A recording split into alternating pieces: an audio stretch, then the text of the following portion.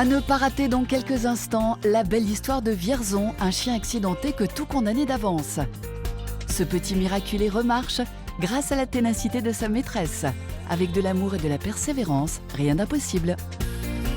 Votre chat peut souffrir de problèmes respiratoires. Dans certains cas, une rhinoscopie pratiquée par un vétérinaire permettra d'en déterminer précisément la cause. C'est entouré d'Albo, son cheval, et de sa chienne Kili que la comédienne Véronique Jeannot a tenu à partager avec nous sa passion pour l'équitation et son amour pour les animaux. Pause tendresse en toute fin d'émission.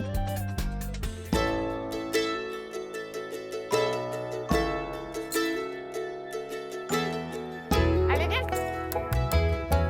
Allez, viens. Allez, viens. Allez, mon garçon. À 9 ans, ce croisé Bruno du Jura est un véritable miraculé. S'il se déplace encore parfois en chariot pour soulager ses douleurs, vous verrez à quel point Emeline, sa jeune maîtresse, a fait preuve d'un dévouement sans faille pour l'aider à surmonter sa paralysie et conserver l'usage de ses pattes arrière. Génial. Allez. Alors, j'ai trouvé Vierzon dans un carton, tout petit, âgé de 3 semaines. Complètement déshydraté. Il avait dû passer la journée au soleil, très certainement. Donc, nous lui avons donné du lait maternisé arrivé à la maison, des biberons, parce qu'il était tout bébé. Et toutes les 2 heures, jour et nuit, nous avons donné le biberon, nous avons joué un peu à la maman de substitution. Et aujourd'hui, voilà ce grand gaillard. Donc un chien à roulette, c'est original. Mais bon, il y a une explication. Vierzon en fait, a eu un grave problème de santé. Puisqu'il y a 2 ans, en fait, il s'est retrouvé complètement paralysé des pattes arrière. Ça a été un combat difficile parce que pendant près d'1 an, ma mère et moi, nous avons veillé sur lui jour et nuit.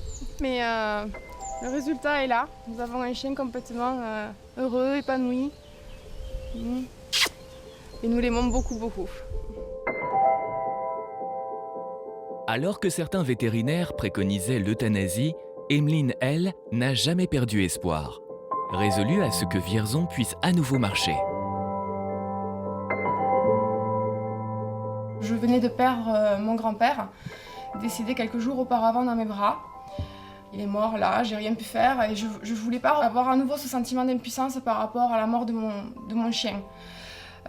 Donc j'ai décidé effectivement d'écouter ce qu'il me disait. Dans son regard, vraiment, il nous disait mais on va y arriver, c'est pas pour rien. Donc on suivait en fait, on imaginait bien qu'il était peut-être condamné, on savait pas où on allait, mais bon, malgré tout, on se battait pour lui. Parce qu'il nous regardait, parce qu'il était présent, parce qu'il nous remerciait aussi. C'est tous les efforts qu'on a fait, il en était conscient. Et ça a fini par payer. On a fini par voir quelques petits progrès, quelques petites réactions. C'est lui l'acteur principal dans tout ça. Nous, on a essayé de lui donner les moyens, en fait, de continuer à se battre et à lutter. Mais bon, son regard a fait la force et son courage a été capté par tous les membres de la famille. C'est une sacrée aventure qui nous a énormément soudés, rapprochés, parce qu'il a vraiment fallu qu'on soit unis comme les 2 doigts de la main. On ne pouvait pas s'arrêter, donc il fallait absolument que quand une flanchait, l'autre prenne la relève. Il avait besoin de soins et d'attention perpétuels, donc on ne se posait même pas la question, fatigué ou pas, il fallait absolument foncer.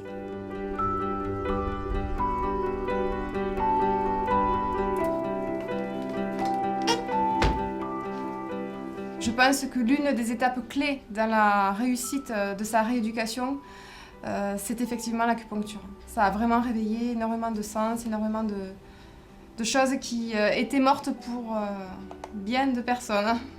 Pour exemple, la première fois que nous l'avons amené, il était sanglé sur une planche et sur le chemin du retour, il s'est assis dans la voiture. Donc là, je me suis arrêtée, j'ai cru que j'avais une hallucination. Non, le chien était bien assis dans la voiture, donc on n'en revenait pas avec maman. Et à la fin de la 2e séance, le chien a réussi à se mettre carrément debout dans la voiture. Alors il y a effectivement l'acupuncture qui a énormément aidé Vierzon, mais il y a aussi d'autres médicaments comme les crêpes. La première fois on est allé le voir, après son opération, il voulait absolument rien manger. Et on s'est souvenu qu'il adorait les crêpes. Et je lui en ai porté et il a mangé à ce moment-là. Donc chaque fois qu'on veut lui faire plaisir, on fait des crêpes. Allez, viens, on va manger les crêpes. On va manger les crêpes. Là là. C'est donc grâce à beaucoup de tendresse, de patience et quelques spécialités bretonnes que Vierzon doit d'avoir en partie retrouvé sa motricité. Révèle-toi. Un traitement très celtique, complété par la présence de tous les animaux de la maison. Il se régale, hein. Allez les toutous, on y va. Allez, on y va. Allez, on va refaire. Allez, Vierzon. Voilà. Les chevaux ont joué un rôle important aussi dans l'avancée des progrès de Vierzon. Parce que quand Vierzon était appareillé en chariot, ils ont su rester toujours très très calmes par rapport à la situation de handicap que Vierzon vivait. Si Vierzon avait les roues de son chariot coincées entre les sabots d'un de mes chevaux, immédiatement les chevaux s'arrêtaient. Avec le regard sur moi, d'un air de dire « Viens vite, qu'est-ce qui se passe ?» Aux côtés des chevaux, Vierzon a aussi pu compter sur l'un des chiens de la famille, le fidèle et dévoué Filou.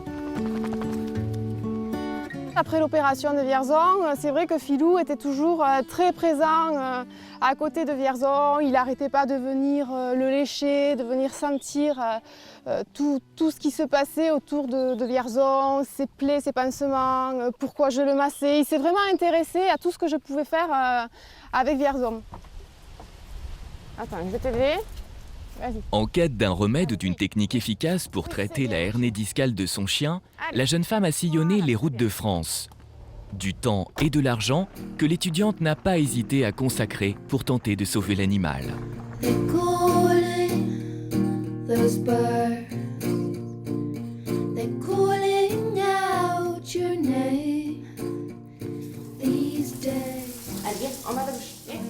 C'est dans une clinique pratiquant l'hydrothérapie qu'Emeline a trouvé un protocole de rééducation adapté à Vierzon.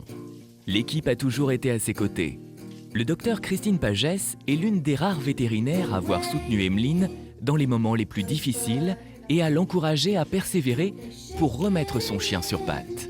Des exercices réguliers dans un bassin en immersion ont permis de remuscler l'animal et de lui rendre une partie de sa mobilité.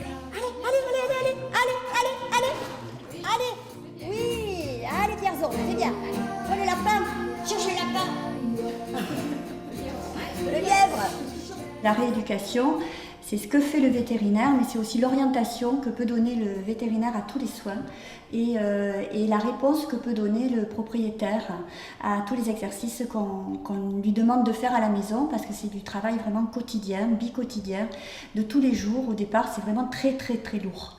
Voilà. Et puis petit à petit, le chien participe aussi tout seul à sa rééducation, avec une kinésithérapie qui va être une kinésithérapie active, alors qu'au départ, paralysé, c'était vraiment passif.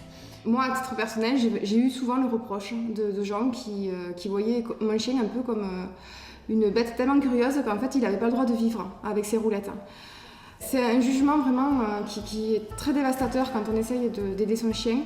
Je vois pas pourquoi un chien n'aurait pas le droit d'avoir un chariot avec des roulettes. Passe. Oui, doucement. À voir Vierzon s'entraîner sans son chariot entre Emeline et son amie Anne-Gaëlle, éducatrice canine, preuve est faite s'il en était besoin qu'à cœur vaillant, rien d'impossible. Le chien, je pense, s'est battu au départ par amour pour sa maîtresse.